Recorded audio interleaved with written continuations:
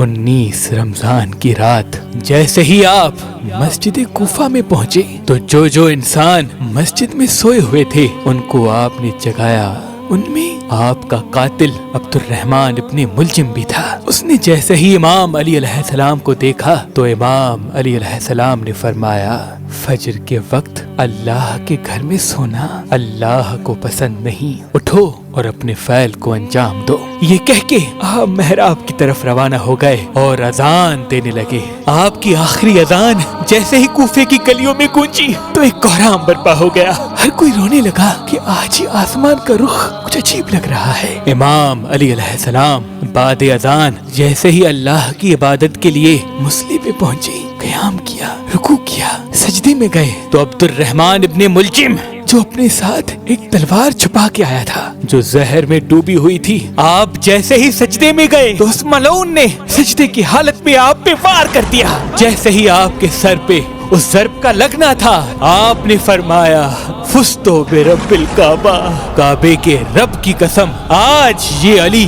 کامیاب ہو گیا۔ مسجد میں کوہرام برپا ہو گیا۔ آپ کے سر کے خون سے مسجد کا محراب رنگین ہو گیا، آسمان سرخ ہو گیا، نمازی سب سر پیٹنے لگے۔ اتنی دیر میں آپ کے چاہنے والوں نے آپ کے قاتل کو پکڑا اور آپ کی طرف لے کے آئے، اور کوئی آپ کو زخمی دیکھ کے شہد کا شربت لے کے آیا۔ امام علی علیہ السلام نے جیسے ہی اپنے قاتل کو دیکھا کہ اس کے چہرے پہ موت کا ڈر ہے تو جو چاہنے والا امام کے لیے شہد کا شربت لے کے آیا تھا، آپ نے اس چاہنے والے سے کہا، اے مجھ سے پیار کرنے والے، یہ شربت میرے قاتل کو پلا، کیونکہ اس کے چہرے کا ڈر یہ بتاتا ہے کہ اس شربت کی مجھ سے زیادہ اس کو ضرورت ہے۔ اور سختی سے فرمانے لگے کہ کوئی بھی میرے قاتل کے ساتھ بدسلوکی نہ کرے، اگر میں اس ضرب کی وجہ سے شہید ہو جاؤں تو اس کو بھی صرف ایک ہی ضرب لگانا، اگر ایک ضرب سے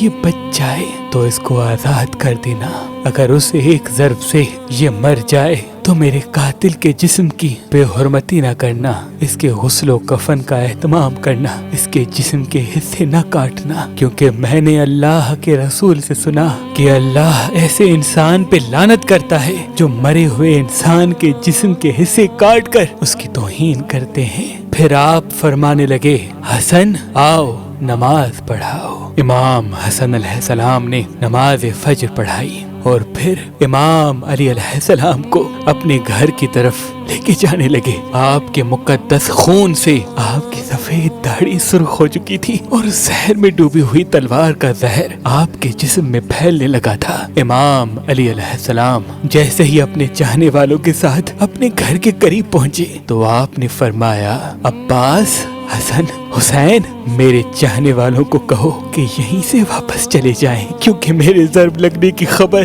میرے گھر پہلے پہنچ چکی ہے۔ میں نہیں چاہتا کہ میرے بیٹیوں کے رونے کی آواز میرے چاہنے والوں کے کانوں تک پہنچے۔ تمام صالحین کو اپنے اپنے گھروں کے لیے واپس پلٹایا گیا۔ امام علی علیہ السلام جیسے ہی گھر پہنچے تو بی بی زینب و ام کلثوم رونے لگی۔ گھر میں کوہرام برپا ہو گیا۔ آپ نے فرمایا، گھبراؤ نہیں، اللہ کے ہر فیصلے میں مصلحت ہوتی ہے۔ بس آپ بستر بیماری پہ آئے، طبیب نے دیکھا تو رو رو کے فرمانے لگے کہ امام علی علیہ السلام کے جسم مبارک میں زہر پھیل چکا ہے، جتنا ہو سکے امام علی علیہ السلام کو دودھ پلائیں۔ یہ بات جیسے ہی کوفے کی گلیوں تک پہنچی تو ننھے ننھے یتیم بچے اپنے ہاتھوں میں دودھ لیے امام علی علیہ السلام کے دروازے تک پہنچے اور کہنے لگے، یا حسن، یا حسین، ہمارے امام کو ہمارے حصے کا دودھ پلائیں، ہم ایک مرتبہ یتیم ہو چکے ہیں، دوسری مرتبہ نہیں ہونا چاہتے۔ آپ بستر بیماری پہ بھی مسلسل اللہ کا ذکر کرتے رہے۔ جیسے ہی 19 کا دن گزرا اور 20 رمضان کی رات آئی، آپ نے فرمایا کہ اب میرے حجرے میں کوئی بھی نہیں آئے، کیونکہ اس دنیا کے جنات میری زیارت کو آنے ہیں۔ جب 20 رمضان کا دن طلوع ہوا تو آپ نے فرمایا، حسن جاؤ میرے چاہنے والوں کو بلاؤ۔ جیسے ہی آپ کے چاہنے والے آپ کے قریب پہنچے، وہ دیکھیں امام علی علیہ السلام کا چہرہ مبارک پورے جسم میں زہر پھیلنے کی وجہ سے زرد ہو چکا ہے۔ آپ نے فرمایا، پوچھو آج بھی علی تمہارے ساتھ ہے؟ میں زمین کے رستوں سے زیادہ آسمانوں کے رستے جانتا ہوں. پوچھ لو، کیونکہ جب تم اپنی آنکھوں سے مجھے نہیں دیکھ پاؤ گے تو بار بار پچھتاؤ گے کہ کاش کچھ اور پوچھ لیتے. آپ کی عقیدت مند زارو قطار رونے لگے. کسی نے آپ سے سوال کیا، کسی نے آپ سے جواب لیا، کوئی صرف آپ کی زیارت کرتا رہا. جب سارے لوگ چلے گئے تو پھر آپ نے فرمایا، حسن ہمارے پورے خاندان کو جمع کرو. جب سارے خاندان کے افراد آ گئے آپ فرمانے لگے، اب اس خاندان کا وارث حسن ابن علی ہے، جو حسن کہے وہ تم سب ماننا. اور امام حسن سے فرمایا، اے میرے بیٹے حسن، اپنے نانا کی صلح حدیبیہ کو یاد رکھنا. جہاں تک ہو سکے انسانوں میں امن اور محبت کا خیال رکھنا تاکہ انسانوں کا خون نہ بہے. پھر آپ نے فرمایا، حسن و حسین، میری شہادت کے بعد میرے جنازے کی، میری قبر کی کسی کو خبر تک نہ دینا.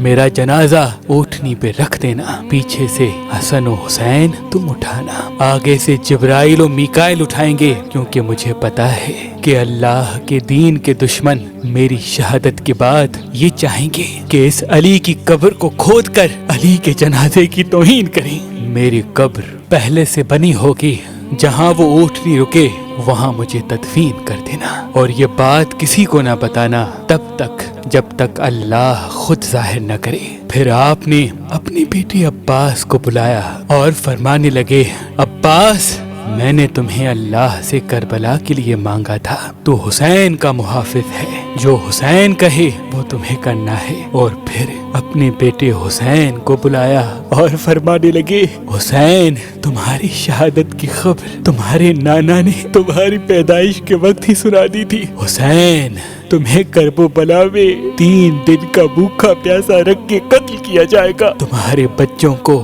بھائیوں کو، ساتھیوں کو تمہارے سامنے ہی مارا جائے گا. حسین، حسین، تمہاری لاش پہ گھوڑے دوڑائے جائیں گے. تمہاری شہادت کے بعد میری بیٹیوں کو، تمہاری بہنوں کو، ہمارے گھر کی عورتوں کو اسی کوفے اور شام میں پھرایا جائے گا، ان کو پتھر مارے جائیں گے.